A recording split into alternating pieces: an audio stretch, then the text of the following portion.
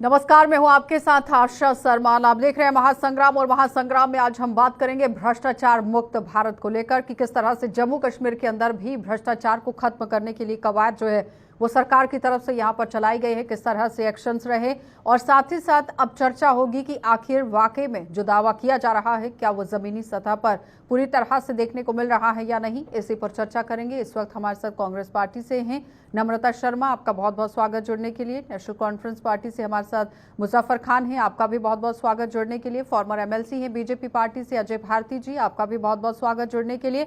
और PDP party से वीरेंद्र सिंह जी हमारे साथ हैं, आपका भी बहुत बहुत स्वागत जुड़ने के लिए।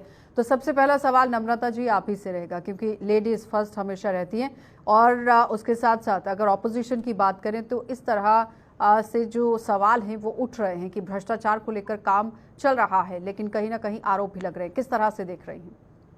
देखिए आशा जी, ये जो भ्रष्टाचार मुक्त आज एक वीक मनाया जा रहा है, बड़ा दुर्भाग्यपूर्ण है कि वो एडमिनिस्ट्रेशन ये मनाने का दावा कर रही है जो खुद भ्रष्टाचार से लिप्त पाई गई। जितनी भर्तियां हुई उनमें घोटाले पाए गए। 25 लाख से 30 लाख रुपया हमारे नौजवानों के भविष्य के साथ खिलवाड़ किया गया। हर लिस्ट को इनको क्वैश करना पड़ा। किस जगह इन्होंने भ्रष्टाचार नहीं किया? छोटा सा एक टेंडर भी है, उसमें भी आज भ्रष्टाचार हो रहा है। आप कोई भी डिपार्टमेंट में चले जाइए तो भ्रष्टाचार यहाँ सेक्रेटरी से शुरू हो रहा है। जो एडमिनिस्ट्रेशन में आज ऑफिसर्स बैठे हैं वो खुद भ्रष्टाचार में इस वक्त लिप्त हैं, और पूछेगा कोई किससे? सब बाहर से हैं, उन्हें पता है कल हमारी ट्रांसफर हो जाएगी, हमें दूर चले जाना है, हम यहाँ पे जितना भ्रष्ट तंत्र बना सकते हैं बना के उन्होंने यहाँ से चले जाना है। लेकिन मैं पूछना चाहती हूँ एलजी साहब से, मनोज सिन्हा साहब से, कि आप भ्रष्टाचार मुक्त भारत ये जम्मू कश्मीर का ये जो वीक मना रहे हैं, इसमें आप मुझे बताइए कि आपने कौन से एक्शंस, जो लोगों ने आप पे कंप्लेंट दाखिल की हैं इस भ्रष्टाचार मुक्त वीक में, क्या आपने उन पे कोई एक्शन लिया? हमारा पूरा जम्मू ज्वलंत मुद्दों से इस वक्त ग्रसित था। टोल पे इतना बड़ा इशू बना, लोगों ने घर घर से लोग निकल के बाहर सड़क पे आए। क्या पीएम साहब के कानों में जू नहीं रहेंगी? क्या आईबी और जो डिपार्टमेंट है उनको ये खबर नहीं देते कि जम्मू कश्मीर में क्या हालात बना के रख दिए हैं एलजी साहब ने? ठीक है, तो ये क्या दुहाई देंगे भ्रष्टाचार मुक्त की जो खुद भ्रष्टाचार में लिप्त है?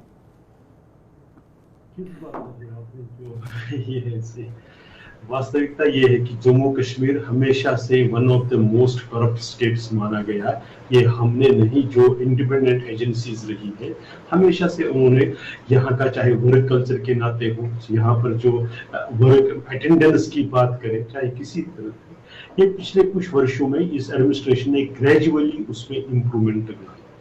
गवर्नेंस को, एडमिनिस्ट्रेशन को ट्रांसपेरेंट, अकाउंटेबल, एफिशिएंट बनाने की कोशिश करें।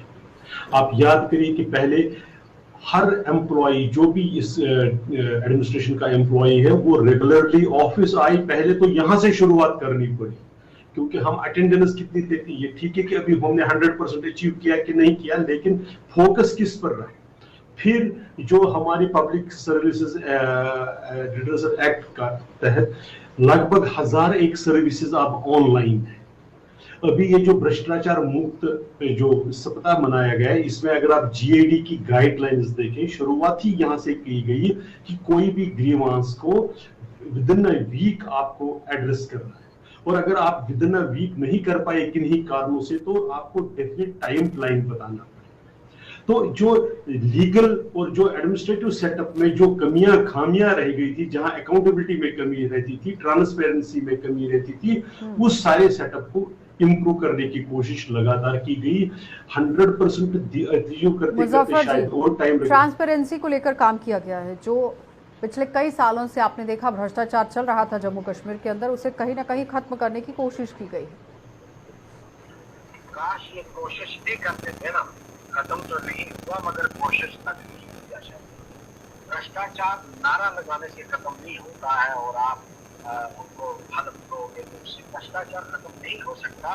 भ्रष्टाचार आपका जब तक अज़म नहीं होगा, जो करप्शन करेगा हम उसको कैसे करतार तक पहुंचाएंगे। आप सिर्फ एडमिनिस्ट्रेशन से पूछो, पिछले 5 साल 5.5 साल हो गए आपको हुकूमत करते हुए, किसी एक ऑफिसर को आपने प्रोसिक्यूट किया या उसकी सैंक्शन भी दी? सैंक्शन पड़ी है जीएडी में, हाई कोर्ट में पिटिशन पेंडिंग है कि भाई सैंक्शन है, तो सैंक्शन कोई नहीं दे रहा है। और आपने किसी पटवारी को कभी पकड़ लिया, कभी किसी क्लर्क को पकड़ लिया और फिर अखबारों में छापने से करप्शन खत्म नहीं होती। आप ग्राउंड पे जाकर देखो, इस दौर की करप्शन कभी पहले मिली नहीं। ग्राउंड पे जाओ, आप कभी इंस्टीट्यूट को कहो, और आप तो मीडिया वाले लोग हमसे ज्यादा ग्राउंड से जुड़े हुए होते हैं। अब कभी इनसे पूछो, किसी एक आदमी कोई कह दे कि किसी दफ्तर में बगैर पैसे के काम हुआ हो पिछले 5 सालों में, और अकाउंटेबिलिटी कोई नहीं। अजय जी जवाब दीजिए, पिछले 5 सालों में कोई भी काम यहाँ पर किसी भी दफ्तर के अंदर बिना पैसों के नहीं हुआ है। अकाउंटेबिलिटी को लेकर क्या काम किया गया सरकार की तरफ से? वाइल्ड एलिगेशंस लगाना तो कोई वो नहीं है, उसको तो कोई भी, खासकर अपोजिशन का, वो भी हमारी जैसी यहाँ पर जो अपोजिशन पार्टी हैं जिन्होंने कभी इस तरफ ध्यान नहीं दिया, तो वो वाइल्ड एलिगेशंस लगाती है। अगर स्पेसिफिक से मान लीजिए क्या अपोजिशन पार्टीज की रिस्पॉन्सिबिलिटी नहीं है, अगर किसी ने भ्रष्टाचार किया है तो उसके बारे में ये कहे।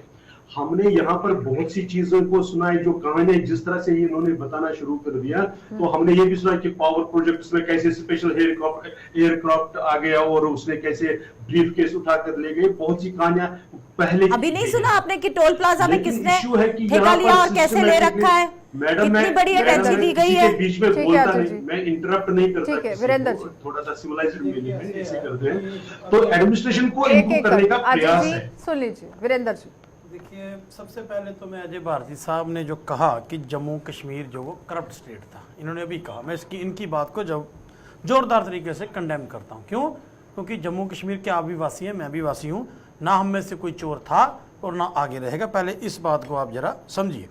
दूसरा, इन्होंने कहा कि अपोजिशन की पार्टियां जो हैं वो ऐसे ही शोर करती हैं करप्शन का। भी आज मैं अपोजिशन की बात ही नहीं करूंगा। आज से 2 साल पहले आपकी पार्टी के फार्मर एमएलसी जो आपके साथ उसमें थे, उन्होंने प्रेस कॉन्फ्रेंस करके एक इल्जाम लगाया कि रेत बजरी की कीमतें इसलिए बढ़ गई हैं कि बीजेपी के एक बड़े नेता का पीए हर महीने आके महीना इकट्ठा करता है डीजीएमओ से। डीजीएमओ जो आपके जो थे डायरेक्टर ज्योलॉजी एंड माइनिंग के। अब मैं इनसे ये पूछना चाहता हूं कि अगर आपके फार्मर एमएलसी ने वो प्रेस कॉन्फ्रेंस करके इल्जाम लगाया, तो एलजी साहब कहाँ हैं, आपकी एजेंसीज कहाँ हैं, आप उसकी जांच क्यों नहीं करवाई? आपने 2 साल हो गए। क्यों? क्योंकि वो भ्रष्टाचार आपके किसी नेता के घर से शुरू होता था और आप सब लोग उस पर संपलित पाए गए थे।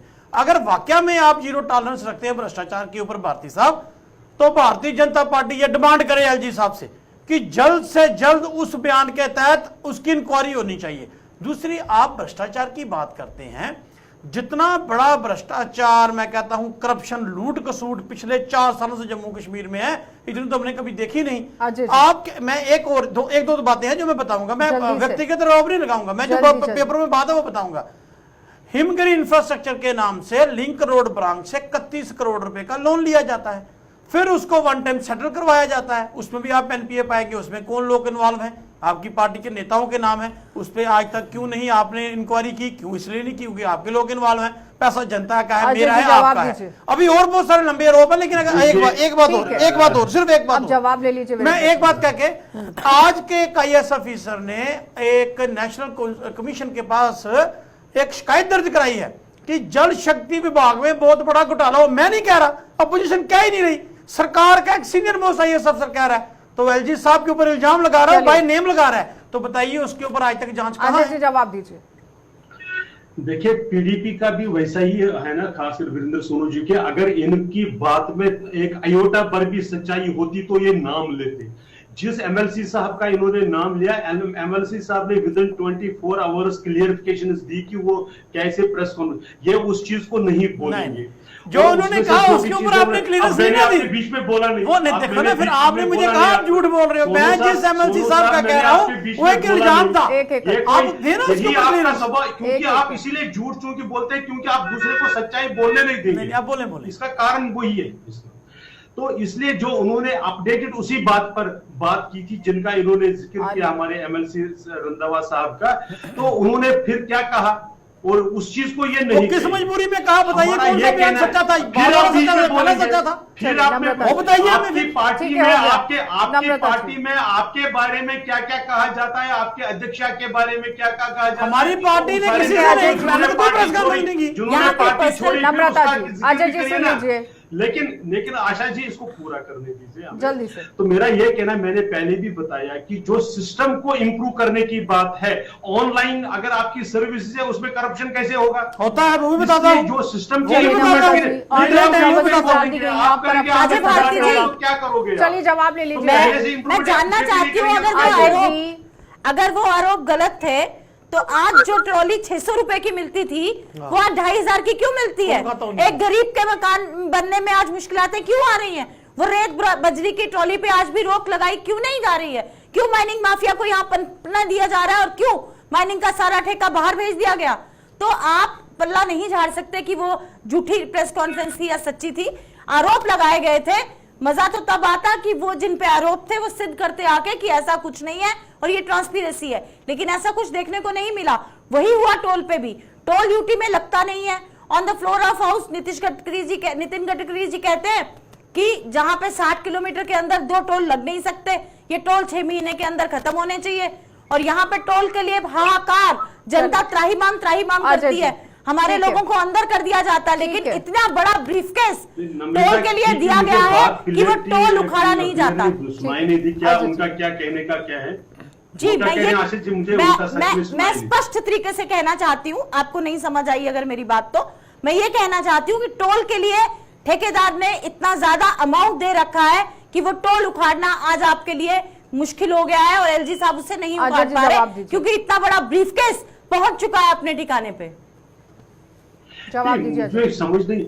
मुझे ये समझ नहीं आ रही है, अगर एक ट्रांसपेरेंट सिस्टम है, अकाउंटेबल सिस्टम है, कौन सा उसमें से अगर आप पॉलिसी में कोई कमी, अगर पॉलिसी में कमी है तो अपोजिशन पार्टीज का रिस्पॉन्सिबिलिटी बनती है उस पॉलिसी की कमियों को उठाए, न कि वाइल्ड एलिगेशंस लगाएं।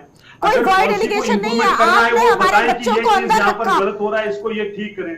वो तो ये नहीं करेंगे, सिर्फ बताएंगे कि फलानी ने ये कहा। जितने पिछले दिनों यहाँ पर अंधेर नगरी चौपट राजा वो सारी चीजें केसेस जितने बढ़े रहे हैं और ऑपोजिशन को चाहिए कि यहाँ पर स्ट्रांगली तरीके से काम करने की कोशिश करे। वो सवाल इस तरह से अजय जी सुन लीजिए। अब अपोजिशन तो तब होती जम्मू कश्मीर में कि अगर इलेक्शन करवा के आपने अपोजिशन के एमएलए होते। यहाँ तो अपोजिशन है कोई नहीं, वहां यहाँ इस वक्त सिर्फ रूलिंग पार्टी बीजेपी है, जो लेफ्टिनेंट गवर्नर साहब है वो काम करते हैं होम मिनिस्ट्री के अंदर, तो डायरेक्टली बीजेपी का रोल है यहाँ अपोजिशन कोई है नहीं पिछले 5 साल से। ये आप भी जानते हैं, मैं भी जानता हूँ, कोई इलेक्शन हुआ नहीं। तो पॉलिसी मेकिंग का जहां तक सवाल रहा, इनसे ये पूछो कि कोई एक ऐसी पॉलिसी ट्रांसपेरेंसी के लिए आपने अगर बनाई हो, ई टेंडरिंग आपने की, आपको पता होना चाहिए कि रजौरी में डीडीसी के चेयरपर्सन ने डिप्टी कमिश्नर को चिट्ठी लिखी है कि भाई करोड़ों रुपए की पंगलिंग हुई है ई टेंडरिंग में, इसकी तहकीकात की जाए। लेकिन क्योंकि पैसा ऊपर तक जाता है, कोई उसको नहीं छेड़ेगा कि कोई इंक्वायरी नहीं होगी। और ई टेंडरिंग एक बेहतरीन बहाना है लूटने का, लोगों को फ्रीज करने का। चलिए अजय जी, ऑनलाइन तरीके से जो काम हो रहा है वहां पर भी लूट खसूट जो है वो चल रही है, लेकिन सरकार की तरफ से यहाँ पर दावे किस तरह से रखे गए हैं? केंद्र शासित प्रदेश में आप देखिए कि भ्रष्टाचार निवारण को लेकर शिविर चलाए जा रहे हैं। 9 सितंबर 2023 को डिजिटल कार्य में पहले दिन यहाँ पर 100 शिकायतें सामने आती है और सभी का निपटारा करने के दिशा निर्देश दिए जाते हैं, लेकिन जमीनी सतह पर उतरने की जरूरत है कि निपटारा कितनों का हुआ है। तीसरी बात, यहाँ 7.7 भ्रष्टाचार मुक्त भारत बनाने के लिए संसद में अच्छे लोग भेजना जरूरी है कि ग्राउंड से ऐसे लोग चुनकर जाएं जो भ्रष्टाचार का काम ना करते हों। और उसके साथ साथ कार्रवाई करने का जो ऐलान किया गया था सरकार की तरफ से, वो कितनी कार्रवाई हुई है, और साथ ही यहाँ पर सीवीसी की जो पहल करने की बात हुई थी उसमें किस तरह से काम हुआ। भ्रष्टाचार के नामो निशान को मिटा दिया जाएगा, सरकार की तरफ से दावा रखा गया। विजिलेंस अवेयरनेस वीक जो है वो शुरू किया गया, कितना काम किया उसने। मुख्य सचिव अरुण मेहता ये कहते हैं कि यहाँ पर जम्मू कश्मीर के अंदर भ्रष्टाचार बिल्कुल भी नहीं है, कोई संभावना नहीं है, क्योंकि सभी सेवाओं को ऑनलाइन कर दिया गया है। ई टेंडरिंग जो है वो ऑनलाइन तरीके से होती है, तो फिर उसमें भ्रष्टाचार कैसे? तो पहले ये कहा गया था कि 1 रुपए में से 10 पैसे जो है वो जमीन तक नहीं पहुंचते हैं, लेकिन अब पूरा पैसा पहुंच रहा है। ऑपोजिशन पार्टियां जो कह रही हैं कि ऑपोजिशन तो है ही नहीं, क्योंकि अगर इलेक्शन होती तो ऑपोजिशन होती, इस वक्त ना इलेक्शन है ना कुछ है। यूटी है, यूटी के अंदर कौन सी ऑपोजिशन, ये आरोप लगाए जा रहे हैं। और उसके साथ और प्रशासनिक मंजूरी होना जरूरी थी, तकनीकी मंजूरी होना जरूरी थी, जो भूस्थानिक फोटोग्राफी है वो होने की जरूरत थी, और उसके बाद टेंडर के बाद जो काम होता है उसके बिल निकलने चाहिए थे। लेकिन ऐसा क्या वाकई में हो रहा है? और उसके साथ साथ जो भ्रष्टाचार को लेकर काम किया है वो भी सरकार का सामने रखना जरूरी है। जिस तरह से 14 अक्टूबर 2022 में 36 पुलिस कर्मियों को समय से पहले रिटायर कर दिया गया, रिटायरमेंट की कगार पर वो थे क्योंकि उन्होंने भ्रष्टाचार किया। ये बहुत अच्छे से कदम जो था वो सरकार की तरफ से उठाया गया। 104 हेल्पलाइन जो स्थापित किए गए नंबर, उसमें हेल्थ की जो फैसिलिटीज थी वो क्या जिस तरह से दी गई माकूल थी, ये बड़ा सवाल। 585 स्वास्थ्य सुविधाओं को इसके दायरे में लाया गया था, लेकिन जमीनी सतह पर उतरने की जरूरत है। अजय जी जवाब दीजिए। हम कह रहे हैं कि जितनी पहले तो ये आपको गिनकर बताई हैं, पहले तो ये था ना कि 20-20 साल आपने प्रोजेक्ट इलेक्शन के टाइम अनाउंस कर दिया और उसको कंप्लीट नहीं किया, कोई पूछने वाला नहीं था। आपने ठीक इलेक्शन से 20 दिन पहले कहीं पर पोल डाल दे, कहा कि अब हम इलेक्ट्रिफिकेशन करेंगे, फिर कुछ किया नहीं तो अगले साल फिर वैसा ही पड़ा रहा। यहां पर सबसे पहले अगर पब्लिक सर्विसेज गारंटी एक्ट आकर यह इंश्योर किया गया कि जो पब्लिक सर्विसेज मिनिमम है और उसमें लगभग 1001 सर्विसेज ऑनलाइन की गई, आप ट्रैक कर सकते हैं। आप देखिए, मैं फिर कह रहा हूं कि अगर अपोजिशन का किसी भी हेल्दी डेमोक्रेसी में अपोजिशन का काम होता है, लेकिन उनको होमवर्क करना पड़ता है। आज आप किसी भी उसका मनी ट्रैकिंग ऐसा हो ही नहीं सकता कि आप उसको ट्रैक नहीं कर सकते। चलिए वीरेंद्र जी, होमवर्क करने की जरूरत है, पहले ऑपोजिशन को उसके बाद बात करने की जरूरत आ रही है। नम्रता जी आपके पास। इन्होंने अभी ऑनलाइन सिस्टम की बात की, ये करप्शन की बात तो करते हैं। मैं इनके पर्सनल नहीं कह रहा, भारती साहब इसको पर्सनल मत ले लें। मैं बीजेपी पार्टी और एलजी एडमिनिस्ट्रेशन की बात कर रहा हूँ। बफलियाज रोड अंडर पीएमजीएसवाई का टेंडर कॉल होता है। बफलियाज में पीएमजीएसवाई का टेंडर कॉल होता है। उस टेंडर की जो रखी गई कास्ट रखी गई वो 100 करोड़ रुपए रखेगी कि 100 करोड़ रुपए में ये रोड हमने बनानी है। तो मुझे बताइए, सरकार तो बिलो टेंडर वाले को रेट देती है ना, एक ही बंदे ने उसमें बिड दी और 105 करोड़ रुपए का काम उसको लाट किया। मैं चैनल पे कह रहा हूं, झूठ तो कह नहीं रहा। ये पूछिए चीफ इंजीनियर पीएमजीएसवाई से, जिसने जो ई टेंडरिंग की है, कि कौन से क्लास को कहां रखा गया है। 100 करोड़ रुपए सरकार की कीमत थी और बिलो डालना था, जो कम से रेट डालता सरकार ने उसको देना था। एक ही बिडर आया और आपने 105 करोड़ रुपए उसको रेट दे दिया। कहां है आपकी एंटी करप्शन, कहां है आपकी बातें? ये सर्वभाव में। दूसरी बात, मैं अभी मैं और 2 बातें और बताऊंगा। ये कहते हैं कि सिर्फ अपोजिशन करती। मुझे आप एक बात बताइए, आपके घर से करप्शन शुरू है। सुनिए सुनिए सुनिए आपके घर से करप्शन शुरू है। आप लोग मुझे एक बात बताइए, नहीं ना, मुझे बताइए अजय भारती साहब जितने भी फॉर्मर एमएलसी हैं बीजेपी के, मैंने तो जवाब नहीं, मेरा टाइम है ना, फिर आप उसके बाद बोलो। जल्दी से मैं कह रहा हूँ, फॉर्मर एमएलसी है बीजेपी के पास, उनके पास सरकारी गाड़ी और सरकारी तेल है। बताइए ये करप्शन नहीं? आप फिर अपोजिशन के जो फॉर्मर एमएलसी उनसे आपने गाड़ियां छीन ली। आप किस कैपेसिटी में सरकारी गाड़ी में जवाब दीजिए, जब आप इंटाइटल्ड नहीं हो, ठीक है, तो आप ये करप्शन नहीं, ये करप्शन नहीं हो सकती। मुझे इसका जवाब दे दीजिए। अजय जी जवाब दीजिए जल्दी से। पहले तो मैं ये बता रहा हूं कि ई टेंडरिंग में अगर मान लीजिए सिर्फ आपका एक बार 2 बार आने के बाद ही एक ही कोई टेंडर आता है, तो एडमिनिस्ट्रेशन ने उसको लीगली फिर कर दिया ना कि भाई काम को तो करना है ना, कोई टेंडर डाल ही नहीं रहा है तो उसको ये भी बता बोलो। फिर कोई नहीं, आप ही बोलिए, आप ही सवाल करिए, आप ही जवाब दीजिए, कोई बात। अजय एक मिनट। अजय जी, ये तो कॉमन बात है कि जब भी टेंडरिंग प्रक्रिया होती है, पूल होता है उसमें, या फिर जो बिड होती है वो बिलो ही जाती है, और जो सबसे बिलो में जाता है तो टेंडर उसी के नाम का होता है। 100 का 98 हो सकता था, 99, 95 हो सकता था, लेकिन 105 नहीं हो सकता था। ये एक बड़ा सवाल जरूर है, इस पर आपको जरूर आंसर देना चाहिए। नहीं, मैं यही कह रहा हूं कि उसका वे आउट क्या है, उसका कैसे हो सकता है कि मतलब कोई पहले तो जो इसका जो प्रोसेस है ना, प्रोसेस को इंप्रूव करना है ना, सारे जो एडमिनिस्ट्रेटिव लीगली कोई प्रोसीजर करना है। अगर इसमें कोई इलीगल एक्ट हुआ है तो कंप्लेंट करना चाहिए ना, कंप्लेंट करने की जरूरत है। नम्रता जी देखिए आशा जी, स्मार्ट मीटर से पहले 1 मीटर लगाए गए, वो भी 2014 के बाद। निर्मल सिंह जी तब पीडीडी मंत्री थे, उन्होंने लगाए। कितने हजार करोड़ का खर्चा उस पे किया गया। अब स्मार्ट मीटर्स आ गए, तो क्या यहां पे घोटाला नजर नहीं आता अजय भारती जी आपको, कि आज किसी कलकत्ता की कंपनी को आपने दे दिए, प्रीपेड मीटर्स दे दिए। अब उसके बाद तीसरा, तो ये जो पैसे खिलाने की जो जम्मू कश्मीर के लोगों को लूट खसूट आपने मचा रखी है, उसके बाद आप कहते हैं कि आप भ्रष्टाचार मुक्त वीक मना रहे हैं। पहले तो ये पता लगाइए कि इसमें कौन कौन लिप्त है, कि पहले वाले मीटर्स कैसे खराब हो गए। आप अपना नोट नहीं चला पाते, आप अपने मीटर नहीं चला पाते। कमिश्नर नम्रता जी पीडीडी ने इस पर बहुत क्लियरली बताया है, उसमें कोई कंफ्यूजन उन्होंने रखा, डिटेल्ड उसमें उन्होंने डिटेल्स में बताया है कि कैसे यहाँ पर फॉर्म कल हमने पीडीडी के चीफ इंजीनियर को भी बैठे देखा धरने पे। That is new Jammu and Kashmir. Madam please Namrata ji वो बोलने दीजिए प्लीज। मैं अभी बोल रही थी, आप मैं ये इसमें आ कह रहा गए हूं ना। उन्होंने बहुत क्लियर, अगर उसकी बात में कोई कमी है, क्या एडमिनिस्ट्रेशन रेस्पॉन्सिव नहीं रही, उन्होंने वेयर हाउस में जाकर दोनों मीटरों में डिफरेंस नहीं बताई। पहले की बात तो हमको ये समझना चाहिए, अगर पावर का ही इशू हम ले लें कि विदाउट कटेलमेंट में देखा है आपने, जब भारतीय नहीं हो सकती, कटेलमेंट आप जम्मू ब्लैक कश्मीर के आउट लोगों को करवाने दे हैं रहे कि हैं। आपको टोटल इंडस्ट्री को बिठाना है क्या? 8-9 घंटे का कट रहे हैं जम्मू कश्मीर में। कभी एसएलडीसी कट करती है, कभी आपका जिसके भी से कट होता है, बिजली आप दे नहीं पा मुजफ्फर रहे जी, हैं। ठीक है मुजफ्फर जी, तो इसको सिर्फ टेक्नोलॉजी लूट का यूज खसूट करने करने में के क्या लिए प्रॉब्लम भारतीय है? जनता ठीक है पार्टी। अजय जी, मुजफ्फर जी। मेरा एक सवाल है जो बीजेपी वाले हैं जो सरकार में है इस वक्त, कि आपने कोई एक ट्रांसपेरेंसी की पॉलिसी बनाई। आपने कहा पब्लिक गारंटी एक्ट जो बनाया, पब्लिक सर्विस गारंटी एक्ट जो है पिछली सरकार ने बनाया, लेकिन इम्प्लीमेंट नहीं कर पाए आप।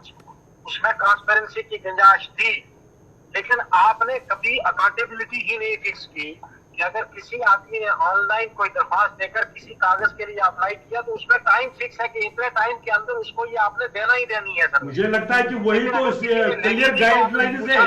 ठीक है, मैं एक सवाल करना चाहती हूँ अजय जी, गाइडलाइंस है उसमें। पूछा अगर मजबूरन उसको ठीक है। पैसे देने पड़े तब जाकर अजय जी, नम्रता जी सवाल रख रही हैं। ठीक है अजय जी, मैं मुजफ्फर आपसे जी, एक प्रश्न पूछना ठीक है चाहती हूँ। मुजफ्फर जी, अजय जी, मेरा एक प्रश्न है आपसे। आ रही हूँ। एड्रेस करना है। अजय जी आ अजय रही जी, हूँ मेरा मैं। एक प्रश्न जल्दी है से आपसे। सवाल रखिए। आप मुझे बताइए, जो टोल लगा है वो टोल जायज है या नाजायज है? अजय जी जवाब दीजिए, दोनों के आंसर दीजिए। कि सरोवर पे जो टोल है, क्या करें? सरोवर पे जो टोल है वो टोल जायज है या नाजायज है? टोल इसमें से कहां बीच में आ गया भ्रष्टाचार? उसका नाम क्यों? नहीं लेना भ्रष्टाचार नहीं है। अब ये देखिए, ये पॉलिटिक्स है ना, गुंडागर्दी है। भ्रष्टाचार से तो हम पॉलिटिकल पार्टी मतलब नहीं है, है। आप एक पॉलिटिकल जमात के नुमाइंदे यहाँ बैठे हैं, पॉलिटिक्स क्या उसमें कहते हैं illegal है, आप हम कहते हैं illegal है। स्टैंड उस पर क्लियर अगर वो नहीं है। इलीगल है तो उठाया क्यों नहीं जा रहा? That means यहाँ पे कोई ना कोई रिश्वत ली गई है ठीक है, तो और जो वहाँ पे करप्शन है। अब दावों आप को लेकर जवाब बात दीजिए कर ना। रहे हैं, एक मिनट। आप जवाब दीजिए, एक उसमें एक करप्शन मैं है यही कह रहा हूं कि इसीलिए वो नहीं बीजेपी का उठाया जा स्टैंड रहा। उस पर ज्यादा क्लियर है किसी भी अपोजिशन पार्टी से। ये तो सिर्फ राजनीति कर रहे हैं, किसी के कंधे पर रखकर बंदूक चला रहे हैं। आप किसके हमने तो कंधे पे clearly चलाएंगे? कहा आपके घर है। को तो आग लग गई अपने करके कंधे पे चिराग वो से। उखाड़ के अब आप यहाँ सरकार पर कर रहे हैं आपकी एक जमात मिनट, को। अब ये सबके ऐसे लिए, ये- अब ये सबके लिए है कि क्या राजनीति से परे हटकर जम्मू कश्मीर के अंदर सुधार करने की जरूरत नहीं है? जिस तरह से Exactly, भ्रष्टाचार के वो खिलाफ issue यहाँ वो पर है। एलजी मनोज सिन्हा कहते हैं कि सबको हाथ मिलाने की जरूरत है। उसके बाद वो कह रहे हैं कि 2019 से पहले जम्मू कश्मीर जो है वो करप्शन के लिए स्वीकृत सामाजिक मानदंड था, यानी कि पूरी तरह से चरम सीमा पर यहाँ पर जो करप्शन है वो है। जितनी रिफॉर्म, बेइज्जती कर सकें परफॉर्म और भारतीय ट्रांसफॉर्म को लेकर वो बात कर रहे हैं कि यही एक रास्ता जो है वो चुना गया है। जीरो टॉलरेंस की नीति है और 445 आरोपियों के खिलाफ कार्रवाई हुई है। ये मनोज सिन्हा की तरफ से कहा गया है, उपराज्यपाल की तरफ से कहा गया है। और उसके साथ साथ यहाँ पर अगर जिस तरह से आरोप लग रहे हैं कि तहसीलदार हैं, एक्सीएन हैं और साथ ही साथ डीएसपी हैं, एसएचओ है, बड़े ओहदे पर जो लोग बैठे हुए हैं उन पर हाथ डाला गया है। सीबीआई की तरफ से sub inspector, JEE civil, BSF के ही कमांडेंट, एएसआई तक को धर दबोचा गया, ये रिपोर्ट बता रही है। उसके बाद ईडी ने यहां गन लाइसेंस का मामला जो सबसे बड़ा तूल पकड़ रहा था, उसके अंदर आईएएस अधिकारी जो कि राजीव रंजन है, ये नाम लिखा गया है रिपोर्ट के अंदर, अब उन पर कार्रवाई हुई है। उसके बाद 9 दिसंबर 2022 को कुछ आंकड़ा सरकार की तरफ से यहां पर सामने रखा जाता है, प्रशासन की तरफ से, जिसमें वो लिखते हैं कि 62 लोगों को एंटी करप्शन ब्यूरो ने यहां पकड़ लिया है। पिछले साल अगर हम देखें 22 के पिछले साल की अगर हम बात करें तो 11 महीनों में 62 लोगों को एसीबी ने यहां पर धर दबोचा। 118 मामले उसमें दर्ज हुए थे। 2021 में 94 मामले दर्ज हुए थे। 29 लोग जो है वो रिश्वत लेते हुए पकड़े गए। 2020 में 71 मामले दर्ज हुए थे और राजस्व विभाग के अंदर, रेवेन्यू डिपार्टमेंट के अंदर 20 अफसर जो है वो गिरफ्तार किए गए। लेकिन क्या ये काफी